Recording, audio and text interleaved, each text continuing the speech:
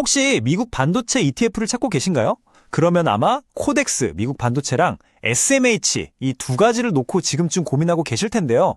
이게 이름만 보면 되게 비슷해 보이는데 알고 보면 접근 방식이 완전히 다릅니다. 오늘 제가 이 둘의 차이점을 확실하게 짚어 드릴게요. 여러분의 투자 스타일에 과연 뭐가 더 잘 맞을지 한번 같이 찾아보시죠. 자, 그럼 시작부터 결론부터 딱 말씀드릴게요. 사실 이 두 ETF는요, 투자하는 대상, 그러니까 그 알맹이는 똑같다고 보시면 돼요. 미국 대표 반도체 기업에 투자하는 거니까요. 근데 이걸 사는 방법, 즉 어디서 어떤 돈으로 사느냐, 이 거래 환경이 다르다는 게 핵심입니다. 오늘 설명 들으시면 이래서 선택이 달라지는구나 하고 바로 이해가 되실 거예요. 네, 그래서 오늘 순서는 이렇습니다. 먼저 얘네 둘이 뭐가 똑같은지 그 본질을 한번 보고요. 그 다음에 뭐가 다른지 항목별로 샅샅이 비교해 볼 겁니다. 그리고 당연히 투자 위험도 짚어봐야겠죠? 마지막으로 그래서 뭘 사야 하는지 선택 가이드까지 딱 정리해 드릴게요. 자, 그럼 첫 번째 순서입니다. 본질은 같다. 이 두 ETF가 똑같이 담고 있는 그 핵심 투자 아이디어는 대체 뭘까요? 네, 두 ETF 모두 MVS US Listed Semiconductor 25인덱스라는 똑같은 지수를 따라가요. 이게 무슨 말이냐면 그냥 쌍둥이라고 생각하시면 편합니다. 포트폴리오를 딱 열어보면 엔비디아, TSMC, 브로드컴 이런 쟁쟁한 기업들이 똑같은 순서로 비슷한 비중으로 들어있어요. 결국 우리는 같은 내용물이 담긴 바구니를 보고 있는 거죠. 그럼 그 바구니 안에 뭐가 들었는지 좀 더 자세히 볼까요? 바로 지금 보시는 것들입니다. AI 붐을 이끄는 엔비디아, 반도체 생산의 왕 TSMC, 그리고 없어서 못 파는 장비를 만드는 ASML이나 랩리서치 같은 회사들이죠. 그러니까 이 ETF 하나를 산다는 건요, 그냥 미국 반도체 산업의 어벤져스 팀에 한 번에 투자하는 거랑 똑같습니다. 핵심 중에 핵심만 모아놓은 거죠. 자, 이제 알맹이가 똑같다는 건 확실히 아셨죠? 그럼 이제부터가 진짜입니다. 겉모습, 그러니까 우리 투자자 입장에서 직접적으로 느껴지는 차이점들이 뭔지 하나하나 비교해 보겠습니다. 가장 크고 기본적인 차이점, 바로 어디서 어떤 돈으로 거래하느냐입니다. 코덱스는요, 그냥 우리나라 주식시장에서 우리가 쓰는 원화로 편하게 살 수 있어요. 삼성전자 사는 거랑 똑같죠? 근데 SMH는 미국 나스닥 시장에 있는 거라서 달러로 바꿔서 직접 미국 주식 사듯이 사야 합니다. 여기서부터 딱 갈리는 거죠. 그 다음은 비용, 그리고 편리함의 문제입니다. 코덱스는 수수료, 그러니까 총보수가 1년에 0.09%밖에 안 돼요. 정말 저렴하죠? 그리고 그냥 쓰시던 국내 주식 계좌로 바로 살 수 있으니까 엄청 편해요.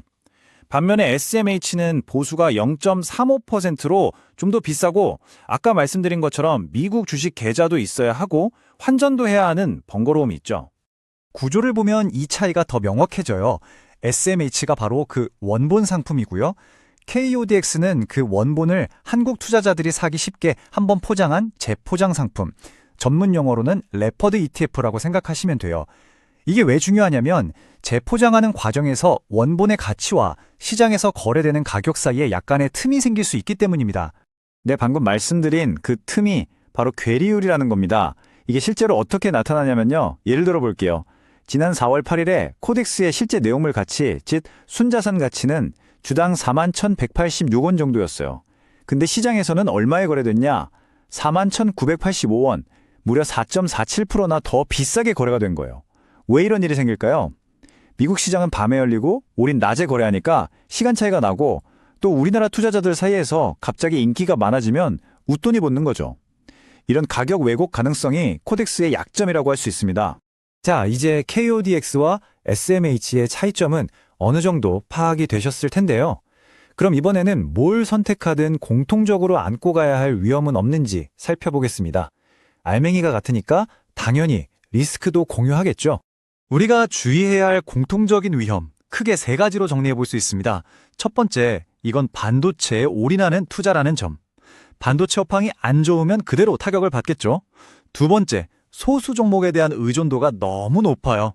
특히 엔비디아 같은 한두 개 회사가 전체 ETF의 성과를 쥐고 흔들 수 있다는 거죠. 마지막으로 가격이 이미 좀 비싸다는 거, 즉 밸류에이션 부담이 있습니다.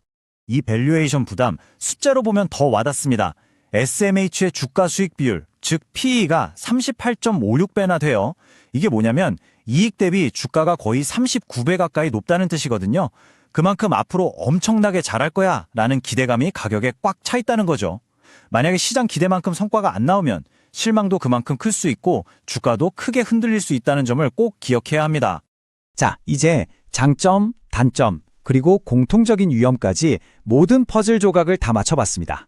그럼 이 정보들을 가지고 그래서 나는 뭘 사야 할까? 이 질문에 대한 답을 찾아보는 시간, 선택 가이드를 시작해보겠습니다. 결론은 간단합니다. 여러분이 어떤 투자자인지에 따라 답이 달라져요.